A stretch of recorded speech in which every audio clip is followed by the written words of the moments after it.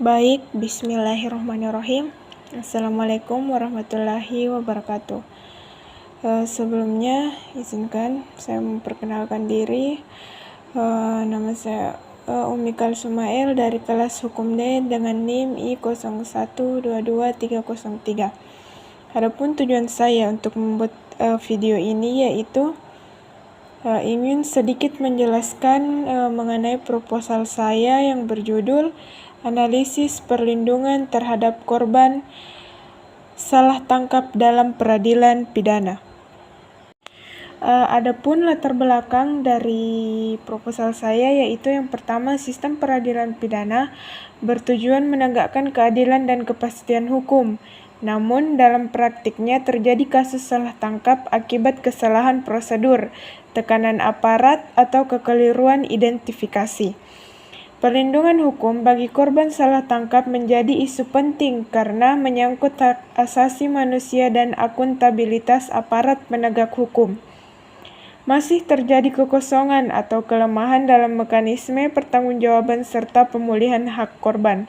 Oleh karena itu, perlu dilakukan analisis mendalam terhadap bentuk perlindungan hukum yang tersedia dan sejauh mana efektivitasnya dalam peradilan pidana di Indonesia. Adapun rumusan masalah dari proposal saya yaitu yang pertama, bagaimana perlindungan hukum terhadap korban salah tangkap. Yang kedua, bagaimana bentuk ganti kerugian yang diberikan oleh negara kepada korban salah tangkap. Adapun tujuan penelitiannya ada dua, yaitu yang pertama untuk mengetahui perlindungan hukum terhadap korban salah tangkap, dan yang kedua yaitu untuk mengetahui ganti rugi terhadap korban salah tangkap. Manfaat penelitian secara teoritis mampu memberikan pemahaman kepada mahasiswa khususnya dan masyarakat luas pada umumnya terkait perlindungan hukum terhadap korban salah tangkap dalam proses peradilan pidana. Adapun manfaat praktisnya yaitu dalam memperkaya wacana keilmuan terkait perlindungan hukum terhadap korban salah tangkap dalam proses peradilan pidana. Adapun tinjauan pustakanya yaitu pengertian hukum pidana, tujuan umum tentang perlindungan hukum, pengertian korban salah tangkap, pengertian ganti rugi, dan tinjauan tentang peradilan pidana. Metode penelitian yang saya gunakan yaitu yang pertama, jenis penelitian. Jenis penelitian yang digunakan dalam penelitian ini adalah penelitian hukum normatif. Disebut juga penelitian hukum doktrinal.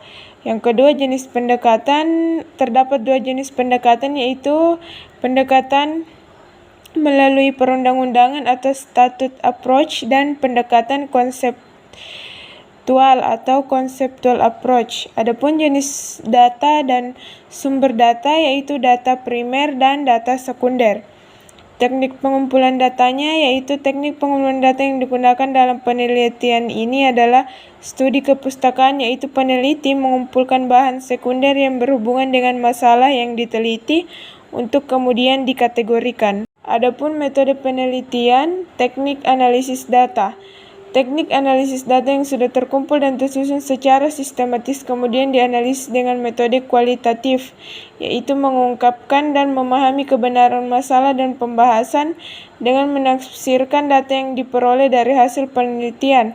Lalu bahan hukum tersebut diuraikan dalam bentuk kalimat-kalimat yang disusun secara terperinci, sistematis, dan analisis sehingga mempermudah dalam penarikan suatu kesimpulan.